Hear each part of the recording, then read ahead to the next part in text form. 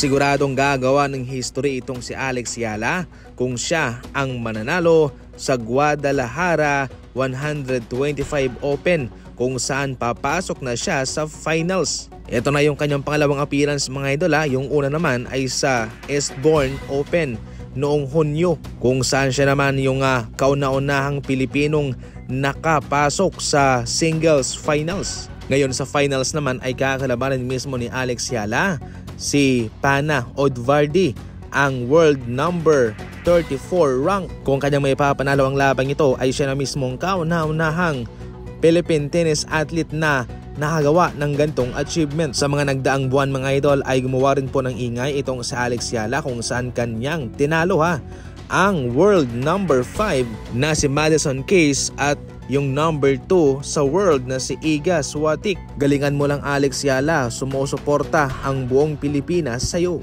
Samantala, tinanggihan mismo ni Cam Thomas ang 2-year deal offer ng Nets sa kanya sa presyong 30 milyon pero mayroong team option.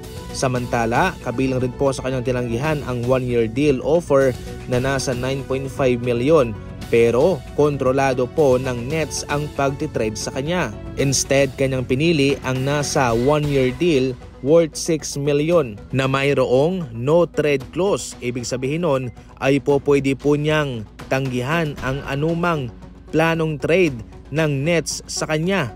At yan ho'y magpapa-unrestricted free agent sa kanya sa 2025 off-season. Yan po ang pinaka-the best na desisyong ginawa ni Cam Thomas sapagkat kung pinili man niya ang 30 million na offer sa kanya ay hindi rin naman daw siya gagamitin masyado sa opensa kung saan hindi nga siya kasama sa long-term plan ng Brooklyn Nets. Sa ngayon mga idol, buong porsyentong sumusugal si Cam Thomas sa kanyang sarili.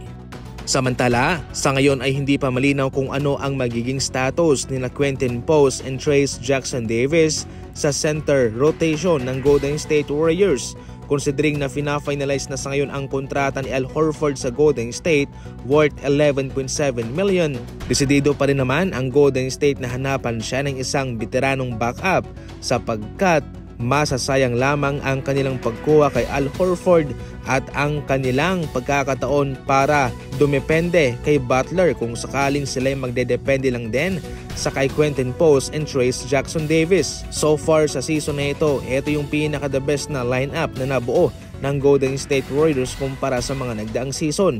Kaya ang season na ito ay walang panahon o walang oras para sa development. Kaya mas mabuting backupan ng Golden State ng isang veteran center itong si Al Horford at huwag magdepende kay Trayce Jackson-Davis at kay Quentin Post.